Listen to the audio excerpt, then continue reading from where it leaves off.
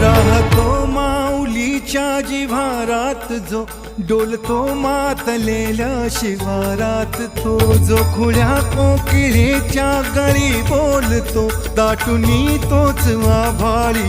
थंबतो नाचवी वीज जो त्याना भाच्या उरी होई काठी कधी आंधळ्याच्या करी घेऊन लाट ये जो किनाऱ्यावरी तोला सारा जगाचाही तो सावरी राहतो धो मनी या जनी जीवनी एका पाशाणी तो सा